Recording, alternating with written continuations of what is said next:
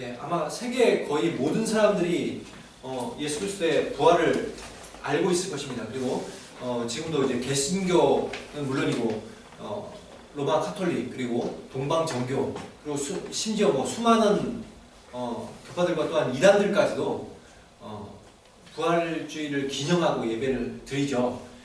세계 그리고 유수의 역사학자나 고고학자, 법률학자, 비평가 그리고 부활에 대해서 굉장히 그 부활이 이제 거짓이라고 그것을 밝히기 위해서 뛰어들었던 많은 학자들이 인정할 수밖에 없었던 역사적 사실입니다. 부활은. 그래서 어떤 학자들 이런 말을 했습니다. 예수 그리스도의 부활에 대한 증거는 너무나도 압도적이고 완전히 증명되었기 때문에 받아들일 수밖에 없었다. 자기들은 예수 그리스도의 부활 사건을 믿지 않았었으나 연구를 통해서 예수 그리스도의 부활이 역사적 사실이었다는 걸 알게 되기 시작합니다. 그리고 그리스도가 죽으시고 부활하신 사건보다 더 낫고 충분한 증거를 가진 사건은 인류 역사상 하나도 없다. 이것이 학자들의 얘기입니다. 그들이 법률학자들로도 법률적 재판적인 의미로 봤을 때 증거들을 수집해서 그 증거들이 참이냐 거짓이냐를 진리를 가리잖아요. 근데 성경에 나와 있는 증거들과 그 시대적 그 역사적 사건들을 봤을 때 법률적으로도 이미 참인 것이 밝혀졌다고 학자들은 얘기하고 있습니다. 그만큼 부활 사건들은 실제적이고 너무나도 명백한 사실이라는 것이죠. 그런데 부활이 역사적 사실이라고 해서 진실이라고 해서 부활을 믿고 받아들이는 것은 아니죠. 사람들이 왜 부활이 진실임에도 불구하고 많은 사람들이 부활을 받아들이지 않을까요? 2000년 전 그때는 더욱더 그랬겠죠. 주변에 부활이 역사적 사실이 아니 그들 가운데 실제적으로 나타난 사건이라는 것을 너무나도 알 수 있는 많은 증거들이 있었음에도 불구하고 그 당시에 많은 사람들은 왜 그런 증거도 있음에도 불구하고 어떤 사람들은 끝까지 부활을 거부하고 받아들이지 않냐는 것이죠. 우리가 그래서 오늘 부활이 있었던 그 현장으로 좀 역사적 현장으로 잠깐 들어가 보았으면 좋겠습니다. 여러분 오늘 말씀의 그 조금 앞을 보시면 28장 말씀에서 보시면 어떤 일들이 있었습니까? 막달라 마리아 그리고 야고보의 어머니인 마리아 그리고 살로메 그 세 여인들이 예수님을 걱정하는 마음에 예수님이 이미 돌아가시고 이제 십자가에 못 박혀 죽으시고 장사되었잖아요. 그리고 이제 안식 후 첫날이 되어서 안식일에는 유대인의 율법에 따라서 아무 일도 하지 못합니다. 그래서 맨리 이상은 걷지 못하고 이런 것들이 정해져 있어요. 그죠? 그래서 그것을 할 수 없기 때문에 아무것도 못하고 그냥 눈물로 시간을 지새우고 있다가 아침이 딱 되자마자 새벽같이 일어나서 예수님의 무덤으로 가보죠. 근데 무덤에는 굳게 잠겨있고 거기는 1톤 이상이 되는 돌이 굴러져 있어서 봉인되어 있고 그래서 들어갈 수 있는 가망이 있는 그런 곳은 아닙니다. 단지 혹시나 돌을 굴려내서 넣어줄 사람이 있을까? 그냥 막연한 기대감이죠. 예수님한테 향이라도 다시 한 번 더 발라줄 수 있을까? 이런 마음에서 이제 길을 가는 것이죠. 여러분이 근데 그 현장 가운데 그 여인들의 무리 가운데 속해 있다고 생각해 보십시다. 상상해 보십시다. 근데 그래서 막 예수님에 대한 마음으로 우리들이 신앙이니까 예수님을 늘 함께 했던 그분이 십자가에 달려 돌아가셨는데 우리는 아직 부활하신 걸 알지 못해요. 근데 우리들이 그 현장에 딱 여러분들이 갔어요. 가봤는데 딱 보니까 경비병들 다 막 얼어갖고 막 벌벌 떨고 있는 거예요. 막 모습을 보고. 그리고 막 무덤이 무슨 일이지 하고 다 봤는데 무덤은 열려있어요. 여러분 신기하잖아요. 무덤이 왜 열렸지? 점점 무덤에 다가가는데 갑자기 거기서 보니까 천사들이 있는 거예요. 성경에 보면 천사들이 무덤 안에도 있고 돌 위에도 걸터 앉아있고 그렇거든요. 그런 모습들을 보면서 흰 옷 입은 천사들이 그 현장 가운데 있다는 거예요. 여러분이 이 모습을 직접 눈으로 딱 보았다고 생각한다면 이 현장을 어떤 생각이 들 것 같아요?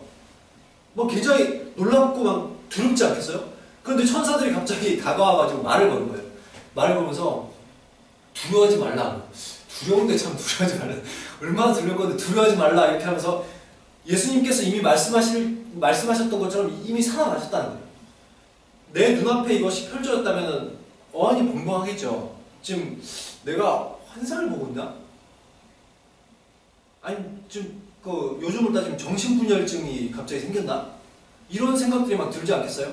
근데 나만 좀 이상한 것을 보고 이랬으면 좀 이해를 하겠는데 옆에 있는 사람들도 똑같은 걸 봤어요. 천사들을 보고 심지어 경비병들도 봐서 막 벌벌벌 떨고 있는 모습들이 보여요.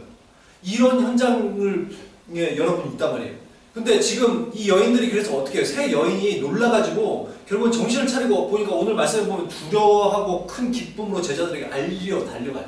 그리고 이 순간에 제자들에게 달려가는 그 순간 거기에 경비로 서 있던 경비병들의 일부도 다시 그 사실을 대제사장에게 알리려고 달려가고 있는 장면을 보여주고 있습니다.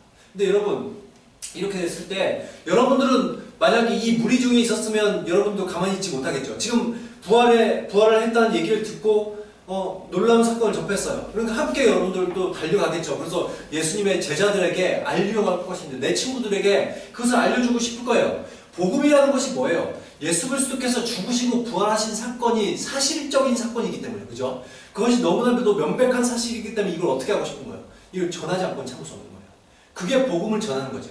내가 복음을 교회에서만 복음을 전해라, 전도해라 해서 내가 전도를 하는 것이 아니라 예수 그리스도의 죽음과 부활하신 사건은 실제적 사건이고 이것이 나한테 너무나도 실제로 와닿는 거예요. 그러니까 이것을 내가 직접 보고 목격했다면, 내가 안다면 이걸 어떻게 하는 거예요? 내가 참지 못하는 거예요. 이걸 전할 수밖에 없어요. 이게 전도잖아요, 원래. 그죠? 이 지금의 여인들도 어떻게 되는 거예요? 이걸 말하지 않고 참을 수 없는 상태가 된 거예요, 지금. 그래서 막 달려가요. 제자들에게 알려야 되겠다. 그런데 어때요? 여러분, 제 친구에게 예수 그리스도께서 부활하셨다고 얘기를 한다면 친구들이 저를 바보로 합니다.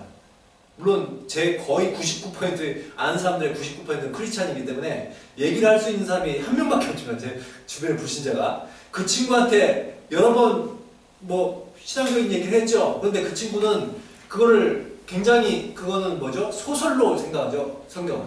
그러니까 이 부활은 있을 수도 없다고 생각을 하고, 그렇기 때문에 여러분 이런 사실을 전한다고 한들 사람들이 어떻게 하는 거예요? 참 말도 안 되는 소리 하고 있네. 이런 반응이지 않겠어요? 여러분들의 친구는 어떤가요? 그런데 여기서 보면 오늘 마가복음 16장과 24절에 누가복음 24절에도 보면 24장에도 보면 여인들이 부활의 소식을 어떻게 했을까요? 제자들에게 입에 침이 튀기도록 막 전했겠죠. 예수님께서 살아나셨단다. 천사를 내가 봤어. 경비병은 얼어붙어 있더라. 막 하면서 막 얘기를 하지 않겠어요? 막 얘기를 했는데 제자들의 반응 뭐예요? 제자들은 가만히 쳐다보는 거예요. 미쳤나? 쟤 왜 저래? 이렇게 쳐다보는 거예요. 그러면서 굉장히 냉랭하죠. 제자들의 반응은. 근데 요한복음 20장에 보면 사실 여인들도 완전히 신뢰하지 못했던 것 같아요. 그 여인들 중에 막달라 마리아가 이렇게 얘기해요. 누가 예수님을 가져가 어디에 두었는지 알지 못하겠어요. 무슨 얘기라는 거예요. 때로는 누가복음이나 마가복음에서는 막 열렬하게 예수 그리스도께서 살아나셨다는 걸 증거했지만 요한복음의 내용을 보면 또 약간 입장이 다르죠. 그러니까 지금 복음사의 포커스가 좀 다르기 때문에 그러겠지만 그럼 결국 어땠다는 거예요? 여인들 중에서 본인들도 이 사건이 제대로 믿어지지 않으니까 막 자기들은 제자들에게 이 침을 튀겨가면서 막 부활을 증거했지만 사실은 또 자기들도 막 의심이 되는 거예요. 그러니까 자기들도 지금 오락가락 반신반의 하는 거죠. 그래서 막 횡설을 수설하고. 그러니까 베드로와 요한은 지금 부활은 믿지 않아요. 지금 상태에서 보면. 근데 뭐가 지금 걱정이 되는 거예요? 예수님의 시체가 없어졌다는 거예요. 이게 걱정되니까 무덤으로 막 뛰어가 봅니다. 근데 실제로 무덤은 열려있고 지금 경비병들 아직도 벌벌 떨고 있는 그 경비병들이 있을 거예요. 놀라운 일을 목격했으니까. 그래서 딱 거기 보면 이제 베드로가 들어가 보잖아요. 그죠? 그래서 들어가 보고 하면서 세마포만 놓여있더라. 이런 것들을 보면서 지금 굉장히 놀라운 일들이 벌어진 거예요. 실제로 예수 그리스도께서 부활하신 거예요. 지금 제자들은 아직도 예수님을 보기 전까지 이게 믿기 어려운 거예요. 그런데 여러분 지금 사실 예수 그리스도의 부활을 목격했던 첫 번째 목격자들은 누구예요? 첫 번째로 예수님의 부활을 목격했다는 사람은 사실은 누구예요? 이 경비병들이죠. 근데 여러분 한번 경비병의 입장에서 상상을 해봅시다.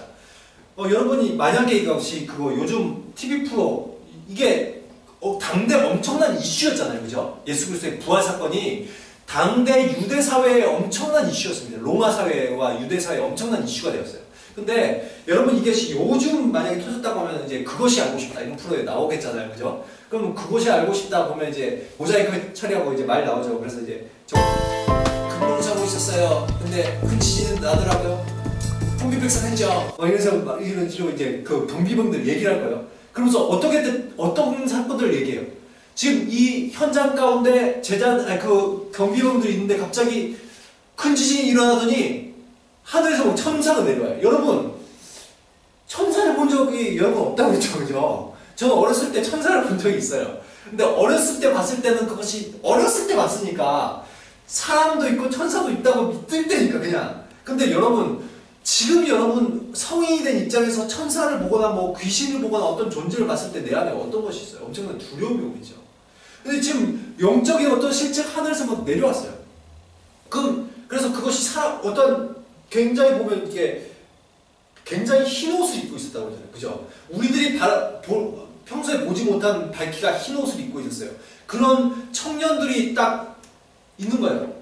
굉장히 두렵죠. 병사들은 그때부터 긴장하기 뭐 지진이 일어났지, 천사들은 내려왔지. 그러더니 갑자기 이렇게 싹 이렇게 움직이니까 돌이 굴러가서 움직여요. 그 1톤이 넘는 돌이. 그리고 갑자기 예수님이 유유히 그 안에서 그게 나오신 거예요. 여러분이 보초를 서고 있는 병사였어요. 그럼 이게 어때요? 상상을 해보세요. 이게 지금 이런 사건이 벌어졌으면 사전에 나와서 무서워서 떨며 죽은 사람과 같이 되는 것이 당연한 거 아니겠어요? 그죠? 이게 당연한 반응이에요. 군인들은 지금 이것이 너무 놀라운 사건을 접해서 그냥 완전히 얼어버린 거예요. 말을 못하게 된 거예요. 완전히. 지금 상황이. 예수님을 우리들이 직접 만난다면 아무리 정예병이라도 이런 일들이 일어났을 것입니다. 근데 지금 이 중에서 그래서 어떤 일들이 일어나요? 사람들 경비병 중에 일부가 정신을 차렸어요. 그러니까 여인들이 왔을 때쯤 이제 좀 정신을 차린 것 같아요. 그 중에 일부가 어떻게 해요? 빨리 뛰어가서 제사장한테 알려요. 대제사장한테. 그래서 알려가지고 그들도 오늘 말씀 보면 어떻게 하고 있어요? 경비병 중 일부가 성에 들어가서 어떻게 했다고? 모든 된 일을 제사장들에게 보고를 했어요. 그 사람들도 역시나 입에서 침을 튀기면서 막 부활의 사건에 대해서 얘기를 했죠. 나 갑자기 하늘에서 천사가 내려오고 지진이 일어나고 막 무덤에서 예수가 나오더라. 살아서. 이거를 막 얘기할 수가 아니에요. 그죠? 근데 여러분 이렇게 얘기를 하고 있는 걸 보면서 우리는 굉장히 지금 성경에서 재미있는 광경을 보고 있어요. 이렇게 지금 경비병들이 얘기를 했을 때 이 현장에 여러분들이 만약에 있다고 상상을 해보자고요. 그러면 지금 어떤 일들이 전개될 것 같아요? 여러분들 상상 속에서는. 이런 놀라운 사건을 말했으면 보통 사람들 같으면 그게 어떻게 그런 일들이 일어나냐? 그리고 그거에 대해서 여러분들이 만약에 신학을 연구하는 사람이에요. 아니면 말씀을 이렇게 그 깊이 파고 있는 사람이라고 말이에요. 아니면 요즘 날로 따지면 목회자예요. 그러면 어떻게 하는 게 정상이에요? 그분이 정말 메시아인가? 내가 잘못 알았나? 어떻게 이런 일이 있을 수 있지? 죽은 사람이 어떻게 살아나? 죽은 걸 분명히 우리는 확인했는데 어떻게 이런 일이 있지? 알아봐야 되겠다. 내가 잘못 알았을지도 몰라. 그러면 하나님께서 나에게 진노하실 거야. 두렵고 떨림으로 내가 이 사실을 알아보려고 해야 되는 정상일 것 같은데 그것이 다음 사건에 전개될 것 같은 그 내용이잖아요. 근데 우리들의 상상을 깨는 사건이 발생합니다. 보니까 어떤 일이 일어나요? 대제사장들이 장로들을 모아 소집해서 의논을 하기 시작합니다. 의논의 내용은 뭐였겠어요? 예수께서 부활하셨다. 오 마이 지저스. 그분이 부활하셨대요. 근데 이런 일을 겪으면서 사람들이 어떻게 해요? 예수 그리스도께서 부활하셨다는 것을 듣고 이 사람들이 논의한 끝에 내린 결론은 병사들에게 돈을 주고 이 사실을 은폐하려고 하는 거예요. 여러분 굉장히 웃기지 않아요? 만약에 여러분 제사장들과 장로들은 예수 그리스도께서 부활하셨다는 것을 확신했던 사람들입니다. 왜 그것을 알 수 있어요? 예수님이 부활하셨다는 것을 믿지 않았다면 그 사람들이 어떻게 해야 정상이에요? 경비병들 굉장히 꾸짖고 빨리 시체 찾아와. 어디서 말도 안 되는 소리 하고 있어. 빨리 찾아와. 그게 정상 아니에요? 논의고 뭐고 할 게 없어요. 빨리 찾아오라고 해야 되고 오히려 이 사람들 벌 주려고 하는 게 정상이잖아요. 징계를 해야 되겠다. 이게 정상인데 그렇게 안 해요. 경비병들을 다시 불러가지고 이 사실이 퍼지면 안 돼요. 그러니까 내가 총독한테 귀에 들려가면 너희들이 문책을 당하겠지. 내가 그거 다 막아줄게. 제발 그리고 너희들 생계 책임질 수 있는 너희들 이 돈 받으면 부자가 될 거야. 내가 이렇게 돈 많이 줄게. 그러니까 제발 좀 이거 말하지 마. 그리고 다른 사람들에게 예수의 제자들이 와서 이 시체 내가 자는 동안 훔쳐갔다고 좀 얘기해줘. 그러면 너희들 부자가 될 거고 총독이 너희들한테 더 이상 아무 안 하게 내가 다 막아줄게. 여러분 이런 말을 할 수가 있어요? 상식적으로 불가능해요. 예수님이 부활하신 걸 믿지 않는다면. 그럼 대제사장과 장로들은 예수님의 부활을 믿었어요. 그럼에도 불구하고 이들은 이 사실을 은폐하게 됐어요. 여러분, 이것이 신앙적 양심을 가진 사람으로서는 믿기기 어려운 일들 아닙니까? 왜 성경적 원칙에 어긋난 뇌물 같은 경우는 성경적 원칙에 어긋났잖아요, 그죠? 그들은 성경학자들이고 그들은 제사장들입니다. 말씀을 집회하는 사람들이고 요즘으로 따지면 목회자들입니다. 근데 그 사람들이 뭘 하고 있는 거예요, 지금? 뇌물을 주고 또한 거짓 증언을 하면서까지 사실을 은폐하려는 이유가 뭐예요, 도대체? 여러분, 대제사장이라는 그룹들은 일단은 그 그룹으로 봤을 때는 사두개파에 속합니다. 사두개인들은 어떤 사람이냐면 일단은 몸의 부활을 믿지가 않아요, 이 사람들. 그리고 실제로 신앙이 별로 없습니다. 이들의 목적은 신앙이 아니고 정치적인 어떤 야욕을 위해서 있는 집단들입니다. 여러분, 어떻게 사역자들이 그럴 수가 있지? 근데 문제는 요즘도 이런 사역자들이 있잖아요. 여러분, 제가 신학교에 가서 깜짝 놀란 사건이 있어요. 그전에는 어떻게든 목회자들이 잘못한다는 뉴스가 나오거나 제가 그런 소식들을 들을 때는 설마 목회자들이 그럴까? 그리고 저는 바른 양심을 가지고 바른 목회를 하고 싶은 사람이고 목회를 하기 전에도 바른 청년으로 살아가고 싶었기 때문에 어떻게든 목회자는 그러지 않을 거라는 생각을 어떻게든 가지려고 했어요. 그런데 신학교 들어가서 너무나 많은 사실을 알게 되었습니다. 많은 그 잘못된 목회자들이 자기의 정치적 야욕을 위해서 심지어는 자기들의 신앙과 또한 양심까지도 팔아버릴 수 있다는 것을 저는 너무나도 많이 봤습니다. 상상을 초월할 정도로 악행을 저지르죠. 세상 사람들도 그렇게 악하게 살지 않을 것입니다. 근데 그것이 바로 목회자의 그룹 가운데서도 나올 수 있다는 것을 저는 참 안타깝게 여기면서 신학교의 많은 전도사님들이 그거에 대해서 얘기를 하고 비난을 합니다. 그럼에도 불구하고 그 중에서도 일부는 또 그런 길을 걷죠. 정치적 야욕을 위해서 모든 것을 다 자기의 신앙과 양심을 다 버릴 수 있는 사람들. 여러분, 이 사람들이 대제사장들이었습니다. 부활의 어떠한 진실의 여부는 그들의 관심사가 아니에요. 그들의 관심사는 지금 자신들의 권위 있는 자리를 유지하는 거예요. 내 권력, 내 정치적 야욕을 위해 내 자리를 보존하는 거예요. 그분이 메시아고 아니면 하나님의 아들이고는 자신들에게 중요하지 않아요. 여러분, 이것이 내 정치적 야욕이라든 내가 뭔가를 추구하는 어떤 이상들이 나에게 너무나 꽉 자리를 잡혀버리면 더 이상 주님이 보이지 않습니다. 더 이상 하나님 보이지 않는 거예요.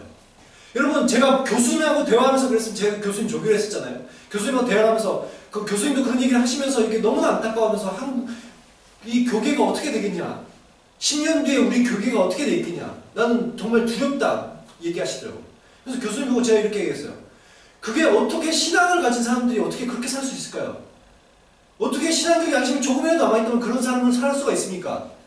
교수님이 이렇게 얘기하시더라고요. 내가 볼 때 신앙이 없는 것 같아. 그분들이 만나서 얘기해 본 결과 그들은 신앙이 없는 것 같아. 예수님 믿지 않는 것 같아. 여러분, 정말 그 사람들은 그것에 관심이 없어요. 내가 어떻게 여기서 살 것인지에 관심입니다. 내가 어떻게 하면 더 정치적 권력을 얻을 수 있는지 관심이 있습니다. 주님에게 관심이 없습니다. 여러분, 공모를 하고 거짓 소문을 퍼뜨리는 군인도 마찬가지죠. 비록 부활을 직접 봤지만 그것이 자기에게 1차적 관심사가 아닙니다. 군인들의 지금 관심사는 뭐예요? 내가 지금 업무 태만에 대해서 징계를 받을까에 대한 두려움이죠. 또한 눈앞에 지금 자기의 평생의 삶을 책임질 수 있는 돈이 놓여져 있어요. 돈의 유혹이죠. 여러분, 이것을 위해서 그것 한번 진실 눈 한번 감는 거, 그래, 그거 한 번이면 내가 평생 먹고 살겠다. 여러분, 우리들이 직업과 관련해서 신앙적으로 행동하다가 직장을 잃을까봐 얼마나 많은 사람들이 두려워합니까? 그래서 많은 불의와 부정을 저지르고, 청년들하고 얘기를 예전에도 해보면, 또한 제가 아는 사람들을 통해서 청년들이 그룹에서 얘기가 되고 있는 내용들을 들어보면 이렇습니다. 누군가가 신앙이 좋은 사람들이 얘기를 하기 시작하면 이렇게 얘기를 합니다. 목회장이 얘기하면 직장 생활에 대해서 잘 얘기를 안 하죠. 목사님 몰라 이렇게 생각합니까? 목사님 신앙 얘기밖에 안 해라고 생각합니까? 신앙 좋은 청년들이 이렇게 얘기합니다. 그래도 신앙적으로 우리들이 직장 생활을 해야 되지 않을 건지에 대해서 얘기를 하면 그 청년들이, 보통의 청년들이 뭐라고 얘기했잖아요. 너는 아직 직장 생활 안 해봐서 그래. 여러분, 신앙과 직장이 분리되는 것이 맞나요? 근데 많은 청년들, 그래서 지금 작년을 살고 있는 많은 사람들, 그 사람들은 신앙과 직장을 완전히 분리시켰습니다. 직장 생활 따로, 신앙 생활 따로. 교회에서는 굉장히 거룩한 척하고 살아갑니다. 그런데 직장에서는 똑같이 살아가는 거예요. 이런 모습들이 얼마나 많이 보이고 있습니까? 청년 때 비교적 열심히 신앙생활을 하는 사람들도 이미 하나님의 음성과 양심의 소리를 못 듣게 된 지 오래죠. 일자리 지키고 돈 더 버는 것에 목적이 되어서 이제 성경적 원칙들을 버려버리고 세상 논리로 살아갑니다. 근데 여러분, 성경에서 뭐라고 얘기하고 있습니까? 세대 요한은 그 사람들에 대해서 이렇게 얘기합니다. 너희들이 직장 생활에서의 신앙적 양심을 가지라고 얘기를 하고 있어요. 군인들은 어떻게 하라고 얘기하고 있어요? 세리들은 어떻게 하라고 얘기를 하고 있어요? 직장 생활에서 우리들의 신앙적 결단이 있어야 된다고 얘기하고 있어요. 그럼에도 불구하고 많은 청년들, 그리고 직장 생활들이 그렇게 살아가고 있지 않아요. 오히려 그것을 부추기는 많은 신앙인들이 있는 것을 제가 보게 되었습니다. 부정한 짓을 하게 만듭니다. 여러분, 많은 부정한 일들이 있죠. 저는 정말 안타깝게 생각했는데 어떤 장로님이 이렇게 얘기를 하더라고요. 교회에서 프린트물을 해야 될 게 한 1000장 정도가 있었어요. 근데 그걸 직장에서 하고 오라는 거예요. 제가 말해주고 싶었지만 장로님이라서 내가 함부로 얘기하지 못했습니다. 그것이 합당한가요? 엄격히 따지면 직장의 돈을 이용하여서 교회를 위해서 하는 거잖아요. 불법이죠. 여러분, 사소한 것에서부터 시작해서 얼마나 많은 불법들을 자행하고 있나요? 근데 그것이 교회를 위해서 좋은 일을 한다고 생각하고 있어요. 하나님의 영광을 위해서 좋은 일을 한다고 생각하고 있어요. 엄청난 모순이죠. 여러분, 저는 취업 후에 신앙을 잃거나 성장이 멈추고 썬데이 크리스찬으로 살아가게 되는 많은 사람들을 보면서 결국 이런 생각을 하게 됐습니다. 제가 청년과 청소년 사역들을 많이 하고 싶었고, 또한 계속해서 전도사 또한 강도사 시절에 그거에 포커스를 두었던 이유 중에 한 개가 그겁니다. 어른 되면 늦더라고요. 어른이 돼버리면 늦어요. 그 사람들은 뭔가 다리가 하나 부러지고 가족 중 한 명이 죽거나 이러지 않으면 잘 안 돌아옵니다. 이미 많이 늦어버렸어요. 그래서 청년이나 청소년까지는 돌아와요. 그들은 제대로 복음을 듣기 시작하면 삶이 변합니다. 그래서 저는 교회는 주일학교와 청소년과 청년사역에 엄청나게 많은 노력과 관심과 돈을 써야 된다고 생각합니다. 그런데 안타깝게도 대부분의 교회들은 그들에게 별로 관심이 없어요. 제가 있던 교회들에 보면 어떤 교회는 재정의 3% 정도밖에 주일학교를 위해서 쓰지 않습니다. 주일학교 전체 숫자가 거의 교회 숫자에 비슷한데 어른들을 위해서 대부분을 쓰고 3% 정도만 애들을 위해서 씁니다. 근데 그것이 그 교회 문제가 아니라 한국 교회 문제죠. 10%를 넘는 교회는 거의 없을 거예요. 여러분, 그래서 이미 늦어버리고 이미 신앙이 식을 대로 식어버렸고 더 이상 신앙에 성장이 잘 없는 사람들을 위해서 대부분의 돈을 써가면서 대부분의 노력을 기울여가면서 그 사람의 신앙을 조금 키우기 위해서 노력하죠. 그러는 동안 많은 청년과 청소년들과 어린이들은 조금만 말씀을 제대로 전하고 조금만 재정을 써서 그들을 부흥시키기만 하면 많은 열매들을 맺을 수 있는 그들을 방치해버리고 버려두고 있는 것이. 그래서 정말 교회가 그런 부분에서 각성해야 되지 않을까. 그 부분에서 좀 내가 무엇에 초점을 맞추고 포커스를 맞춰야 될지 좀 알아야 되지 않을까. 그런 생각들을 많이 하게 됩니다. 전도집회를 위해서 1000만 원은 아깝지 않겠으면서 수련회를 위해서 300만 원 쓰는 거 아까워서 안 주려고 합니다. 전도집회를 위해서 몇 명이 오는지 모르겠지만 저는 많이 오는 걸 본 적이 없습니다. 그런데 수련회 통해서 많은 사람들이 변화를 많이 받습니다. 여러분 아무튼 어찌되었건 지금 이들의 목적은 뭐예요? 자기들의 돈벌이와 자기들의 어떤 생계만을 위해서 그것에 포커스가 맞춰져 있을 뿐 무엇이 진실인지는 관심이 없는 거예요. 그러다 보니까 15절에 어떻게 되는 거예요? 소문들이 퍼져나가기 시작하죠. 삽시간에 퍼져나가서 복음서가 쓰여질 당시 이미 수십 년이 지난 뒤입니다. 복음서가 쓰여질 때는. 그때 30-40년 이후가 되었을 때 그때 복음서가 쓰여질 때 이미 어떻게 돼요? 이미 유대사회에서는 이 거짓 소문이 두루 회자되고 있을 때였어요. 예수님의 시체를 제자들이 도둑질. 여러분 우리들은 음모론을 너무나 좋아합니다. 그래서 설마 그것이 사실일까? 그 뒤에 배후에 무엇이 있지 않을까? 그래서 많은 음모론으로 어떤 일들이 일어나요. 물론 그것이 진실도 있습니다. 그러나 많은 거짓된 음모론으로 인해서 많은 사람들이 어이없는 죽음을 당했습니다. 우리나라 그 조선의 역사를 통해서도 많은 사람들이 죽어 갔잖아요. 그렇게 그죠? 음모를 통해서 뭐 조항조라든지 정말 개혁을 외쳤던 많은 사람들이 음모로 죽죠. 그리고 역사의 뒤안길로 사라져버렸던 많은 진실들, 그리고 정말 좋은 아이디어들 이런 것들이 음모론으로 인해서 많이 없어집니다. 여러분 지금의 현상도 그런 것이죠. 지금 예수님에 대해서 음모론들로 인해서 사람들이 복음을 제대로 받아들이지 못하는, 물론 그들이 아주 놀랍게 복음이 확정되어 나갔지만 더욱더 효과적으로 나갈 수 있었음에도 불구하고 그 거짓 소문들 때문에 많은 것이 막히는.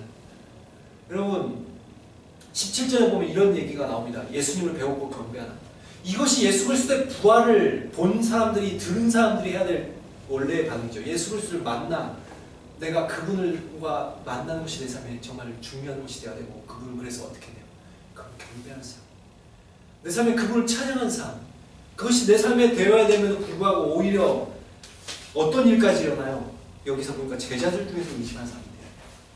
세상 사람들은 그래요, 이해하겠어요. 근데 제자들 중에서도 의심하는 사람이 있대요.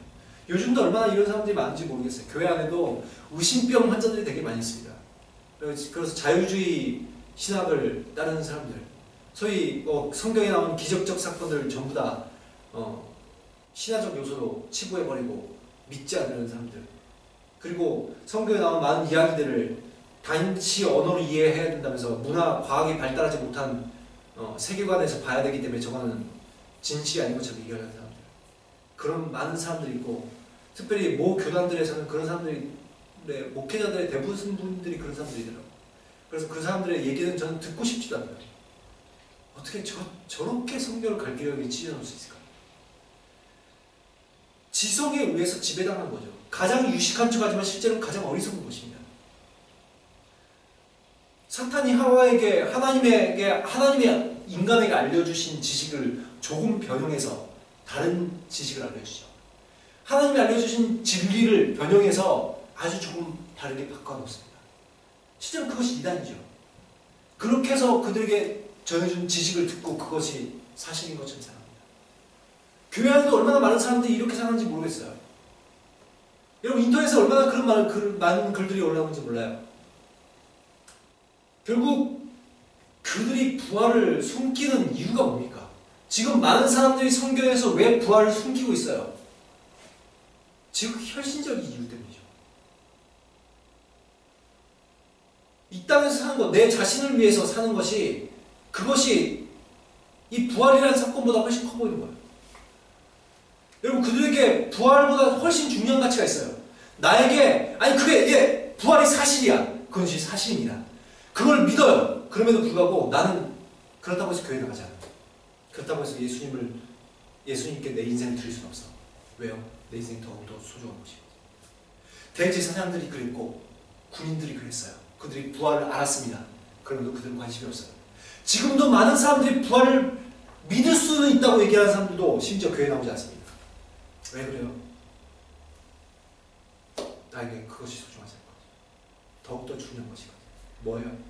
어떤 사람은 그것이 권력이고, 어떤 사람은 명예고, 어떤 사람은 그것이 돈이고, 어떤 사람은 나의 가치관이고 신념입니다. 어떤 사람이 나에게 가족이 될 수 있고, 어떤 사람은 나에게 자존심이고 학문적 가치입니다. 여러분 이런 것들이 나에게 너무나 꽉 자리 앞에서 그것에서 부활이라는 것은 도저히 거기에다 갖다 놓지 못하는 거예요. 여러분, 내가 부활이라는 사실을, 예수 그리스도께서 부활하셨다는 사실을 인정하는 순간 어떻게 돼야 되는 거예요? 내가 예수 그리스도는 하나님의 아들이시며, 그래서 그분은 메시아시고, 그래서 나는 내 인생을 그분께 다 드려야 된다는 걸 인정해야 되는 거예요. 내가 이제까지 믿어왔던 모든 가치체계를 무너뜨리고 삶의 패턴을 바꿔야 되는 거예요. 그분께 내 모든 걸 맡겨야 되는 거예요. 내가 가지고 있는 걸 포기하기 싫은 거예요. 이제까지 내가 쌓아올린 대제사장적 권위를 버리기 싫은 거예요. 내가 군인으로서 내가 책임지고 내 가정을 해야 되고 뭔가를 해야 되고 수입이 있어야 되고 뭔가 군인으로서 멋지게 살고 싶은 내 삶을 포기하기 싫은 거예요.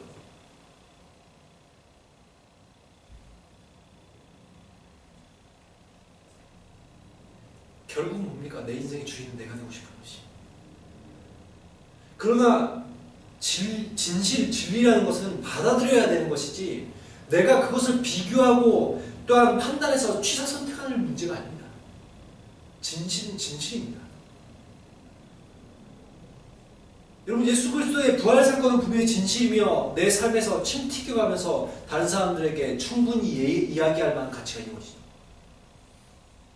주님의 죽으심과 부활을 기념하라고 예수님이 말씀하셨습니다. 그래서 오늘도 이렇게 성찬식을 준비하고 있죠. 여러분,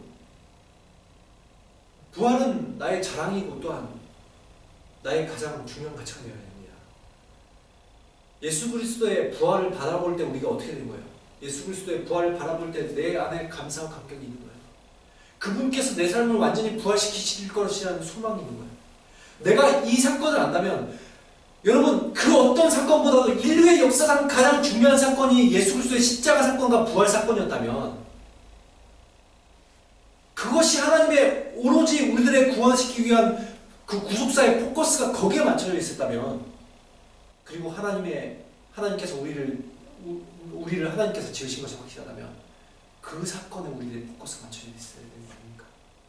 여러분, 부활을 생각할 때 정말 나에게 그래 부활을 하셨지가 아니라 정말 예수 그리스도의 죽으심과 부활은 내 삶의 전부가 되시길, 정말 그래서 내가 예수 그리스도를 늘 그분을 묵상하고 또한 그분으로 인한 삶을 살지 않으면 참을 수 없는 삶, 내가 예수 그리스도를 증거하지 않고서는 참을 수 없는 삶, 그 삶이 정말 우리들의 삶이어야 되고 초대교회 성도들의 삶이었다는 걸 기억하시면서 정말 주님, 저희들의 삶도 정말 부활에 대한 삶으로 기대로 가득 찰 수 있는 삶이 되어질 수 있도록 인도하여 주옵소서.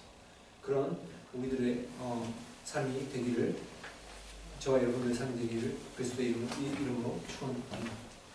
기도하겠습니다.